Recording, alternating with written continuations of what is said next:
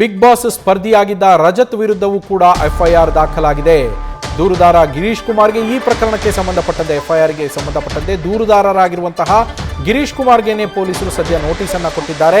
Girish ಕುಮಾರ್ಗೆ K R Puram ಪೊಲೀಸರು notice ಅನ್ನು ಕೊಟ್ಟಿದ್ದು, ನೀವು ಮಾಡಿರುವ ಆರೋಪಕ್ಕೆ ಸಂಬಂಧಪಟ್ಟಂತೆ ಏನೆಲ್ಲ ಸಾಕ್ಷ್ಯಗಳಿವೆ ಆ ಸಾಕ್ಷ್ಯಗಳನ್ನ ತೆಗೆದುಕೊಂಡು ಬಂದು ಒದಗಿಸಿ ಅಂತೇಳಿ ಈ ನೋಟಿಸ್ನಲ್ಲಿ ಸೂಚನೆಯನ್ನ ಕೂಡ ನೀಡಲಾಗಿದೆ. ಬೆದರಿಕೆಯ ಆಡಿಯೋ ಮೆಸೇಜ್ ದಾಖಲೆ ಏನಿದಾವೆ ನೀವು ಮಾಡಿರುವಂತಹ ಆರೋಪಕ್ಕೆ ನಿಮ್ಮ ಬಳಿ ದಾಖಲೆಗಳು ಅವುಗಳನ್ನು ತೆಗೆದುಕೊಂಡು ಬಂದು ಕೊಡಿ ಅಂತೇಳಿ ನೋಟಿಸನ್ನು ನೀಡಲಾಗಿದೆ. ಈ ದಾಖಲೆಗಳ ಪರಿಶೀಲನೆಯ ಬಳಿಕ ರಜತ್ಗೂ ಕೂಡ ನೋಟಿಸ್ ನೀಡುವ ಸಾಧ್ಯತೆ ಇದೆ. ಬಿಗ್ ಬಾಸ್ನ ಮಾಜಿ ಸ್ಪರ್ಧಿ ರಜತ್ ಸದ್ಯ ಅವರಿಗೂ ಕೂಡ ಅವರ ವಿರುದ್ಧ ಎಫ್ಐಆರ್ ದಾಖಲಾಗಿದ್ದು, ದೂರುದಾರರಿಗೆ ಸದ್ಯ ನೋಟಿಸನ್ನು ಕೊಟ್ಟು ಸಾಕ್ಷ್ಯಗಳನ್ನು ತೆಗೆದುಕೊಂಡು ಬನ್ನಿ ಅಂತ ಹೇಳಿದ್ದಾರೆ. ಆ ಸಾಕ್ಷ್ಯಗಳ ಪರಿಶೀಲನೆಯ ನಂತರ ರಜತ್ಗೂ ಕೂಡ ನೋಟಿಸ್ ಕೊಡುವ ಸಾಧ್ಯತೆ ಇದೆ. ನೋಟಿಸನ್ನು ಕೊಟ್ಟು ಅವರನ್ನು ಕರೆಸಿ ವಿಚಾರಣೆಯನ್ನು ನಡೆಸೋದಕ್ಕೆ ಪೊಲೀಸರು ಸಿದ್ಧತೆಯನ್ನು ಮಾಡಿಕೊಂಡಿದ್ದಾರೆ ಅನ್ನೋ ಮಾಹಿತಿ ತಿಳಿದು ಬರ್ತಾ ಇರುವಂಥದ್ದು. ಡಾಗ್ ಸತೀಶ್ ಸ್ನೇಹಿತರಾಗಿರುವಂತಹ ಗಿರೀಶ್ ಕುಮಾರ್ಗೆ ಸದ್ಯ ನೋಟಿಸ್ ಅನ್ನು ನೀಡಲಾಗಿದೆ. ನಮ್ಮ ಪ್ರತಿನಿಧಿ ಅಂಕಿತಾ ಫೋನ್ ಸಂಪರ್ಕದಲ್ಲಿದ್ದಾರೆ. ಅಂಕಿತಾ, ಬಿಗ್ ಬಾಸ್ ಮಾಜಿ ಸ್ಪರ್ಧಿ ರಜತ್ಗೆ ಮತ್ತೊಮ್ಮೆ ಪೊಲೀಸರ ಸಂಕಷ್ಟ ಎದುರಾಗತ್ತಾ ಅಂತ ಈ ಪ್ರಕರಣದಿಂದಾಗಿ?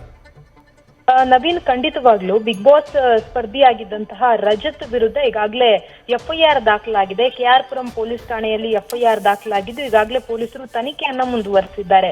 ಗಿರೀಶ್ ಕುಮಾರ್ ಅನ್ನೋರು ರಜತ್ ವಿರುದ್ಧ ಒಂದು ದೂರನ್ನ ಕೊಟ್ಟಿದ್ರು.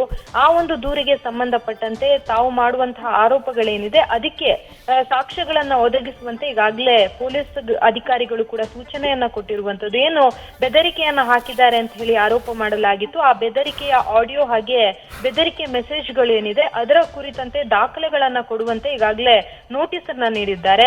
ಜೊತೆಗೆ ದೂರುದಾರನ ದಾಖಲೆಗಳನ್ನ ಆಧರಿಸಿ ಪರಿಶೀಲನೆ ನಡೆಸಿ ರಜತ್ಗೂ ಕೂಡ ನೋಟಿಸ್ ಅನ್ನ ನೀಡುವಂತಹ ಸಾಧ್ಯತೆ ಇದೆ ಮುಂದಿನ ದಿನಗಳಲ್ಲಿ. ಅಂದ್ರೆ ಗಿರೀಶ್ ಕುಮಾರ್ ವಿಚಾರಣೆಯ ಬಳಿಕ ಮತ್ತೆ ರಜತ್ಗೆ ನೋಟಿಸ್ ಅನ್ನ ಕೊಟ್ಟು ವಿಚಾರಣೆ ಮಾಡೋದಕ್ಕೆ ಈಗಾಗಲೇ ಪೊಲೀಸರು ಸಿದ್ಧತೆಗಳನ್ನ ಮಾಡ್ಕೊಂಡಿದ್ದಾರೆ. ಅಂದ್ರೆ ಯಾವ ಕಾರಣಕ್ಕೆ ರಜತ್ ಬೆದರಿಕೆ ಹಾಕಿದ್ದಾರೆ ಅನ್ನೋದ್ರ ಬಗ್ಗೆ ತನಿಖೆ ಆಗ್ಬೇಕಾಗತ್ತೆ.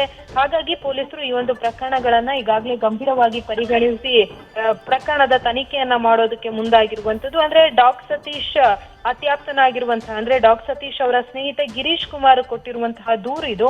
ಆ ದೂರಿನ ಅನ್ವಯ ಈಗಾಗಲೇ ಪೊಲೀಸರು ತನಿಖೆಯನ್ನ ಮಾಡ್ತಾ ಇರುವಂತದ್ದು. ಮತ್ತೊಂದು ಕಡೆ ಡಾಗ್ ಸತೀಶ್ ಅವರು ಕೂಡ ಈಗಾಗಲೇ ಚಾಮರಾಜಪೇಟೆ ಪೊಲೀಸ್ ಠಾಣೆಯಲ್ಲಿ ಒಂದು ದೂರನ್ನ ಕೊಟ್ಟಿದ್ದಾರೆ. ಅದು ಕೂಡ ಎಫ್ಐಆರ್ ದಾಖಲಾಗಿದೆ ಅನ್ನೋದ್ರ ಬಗ್ಗೆ ಮಾಹಿತಿ ಲಭ್ಯ ಆಗ್ತಾ ಇರುವಂತದ್ದು. ಹಾಗಾಗಿ ರಜತ್ಗೆ ಮತ್ತಷ್ಟು ಸಂಕಷ್ಟ ಎದುರಾಗುವಂತಹ ಸಾಧ್ಯತೆ ಈಗಾಗಲೇ ಹೆಚ್ಚಾಗಿರುವಂತದ್ದು. ನವೀನ್, ಅಂಕಿತಾ, ಈಗ 2 ಠಾಣೆಗಳಲ್ಲಿ ಎಫ್ಐಆರ್ ದಾಖಲಾಗಿರೋದ್ರಿಂದ 2 ಠಾಣೆಗಳಿಗೂ ಅವರು ವಿಚಾರಣೆಗೆ ಹಾಜರಾಗಬೇಕು. ಚಾಮರಾಜಪೇಟೆ ಠಾಣೆಯಲ್ಲಿ ಏನು ಕೇಸ್ ದಾಖಲಾಗಿದೆ ಅಂತ ಹೇಳಿದ್ರೆ ಅದರ ಬಗ್ಗೆ ಯಾವ ಕ್ರಮಗಳನ್ನು ಕೈಗೊಳ್ತಾ ಇದ್ದಾರೆ ಪೊಲೀಸರು ಅಂತ? ನವೀನ್, ಸದ್ಯಕ್ಕೆ ಡಾಗ್ ಸತೀಶ್ ಅವರು ಚಾಮರಾಜಪೇಟೆ ಪೊಲೀಸ್ ಠಾಣೆಯಲ್ಲಿ ದೂರನ್ನ ಕೊಟ್ಟಿರುವಂತದ್ದು. ಆ ದೂರಿಗೆ ಸಂಬಂಧಪಟ್ಟಂತೆ ತಮ್ಮ ಸೋಷಿಯಲ್ ಮೀಡಿಯಾದಲ್ಲೇ ಅವರು ಹಾಕೊಂಡಿದ್ದಾರೆ. ಅಂದ್ರೆ ನಾನು ದೂರನ್ನ ಕೊಟ್ಟಿದ್ದೀನಿ ಅಂತ ಹೇಳಿ. ಅದಕ್ಕೆ ಪ್ರಮುಖ ಕಾರಣ ಏನು ಅಂತಂದ್ರೆ ಬೆದರಿಕೆಯನ್ನ ಹಾಕ್ತಾ ಇದ್ದಾರೆ ಅಂತ ಹೇಳಿ ಒಂದು ಆರೋಪವನ್ನ ಮಾಡ್ತಾ ಇರುವಂತದ್ದು. ಅಂದ್ರೆ ಕಳೆದ ಕೆಲ ದಿನಗಳಿಂದ ಏನು ಅವರೊಂದು ಕಾಂಟ್ರವರ್ಸಿ ಆಗ್ತಾ ಇದೆ ಅದಕ್ಕೆ ಸಂಬಂಧಪಟ್ಟಂತೆ ಸಾಕಷ್ಟು ಕಮೆಂಟ್ಸ್ ಗಳನ್ನ ಕೂಡ ಹಾಕಲಾಗುತ್ತೆ. ಅಂದ್ರೆ ಒಂದು ಸಾಂಗ್ ಅನ್ನ ಬಳಸ್ಕೊಂಡು ಶೌಚಾಲಯದಲ್ಲಿ ವಿಡಿಯೋವನ್ನ ಮಾಡ್ತಾರೆ. ಅಂದ್ರೆ ಕಿಚ್ಚ ಸುದೀಪ್ ಅವರ ಒಂದು ಸಿನಿಮಾದ ಸಾಂಗ್ ಅದು.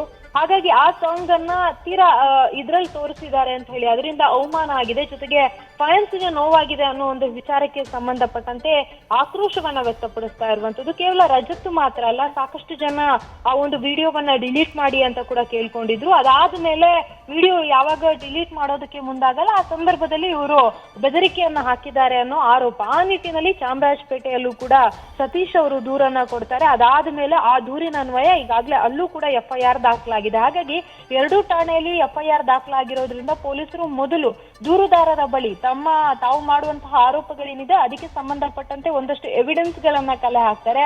ಅದರಲ್ಲಿರುವಂತಹ ಆಡಿಯೋದಲ್ಲಿರುವಂತಹ ವಾಯ್ಸ್ ನಿಜಕ್ಕೂ ಕೂಡ ರಜತ್ ಅವ್ರದ್ದೇನಾ ಅಥವಾ ಮೆಸೇಜ್ ಮಾಡಿರುವಂತದ್ದು ನೇರವಾಗಿ ಅವರ ಅಕೌಂಟ್ ನಿಂದ ಅವರೇ ಮಾಡಿದ್ರ ಅನ್ನೋದನ್ನ ಪರಿಶೀಲನೆಯನ್ನ ನಡೆಸ್ತಾರೆ.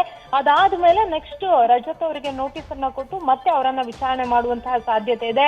ಚಾಮರಾಜಪೇಟೆ ಪೊಲೀಸರು ಕೂಡ ನೋಟಿಸ್ ಅನ್ನ ಕೊಡ್ತಾರೆ. ಜೊತೆಗೆ ಕೆಆರ್ ಪುರಂ ಪೊಲೀಸರು ಕೂಡ ನೋಟಿಸ್ ಅನ್ನ ಕೊಡ್ತಾರೆ. ಹಾಗಾಗಿ ಈ ಒಂದು 2 ವಿಚಾರಣೆಯನ್ನ ಅವರು ಎದುರಿಸಬೇಕಾಗತ್ತೆ. Naveen, thank you Ankita ಡೀಟೇಲ್ಸ್ಗೆ.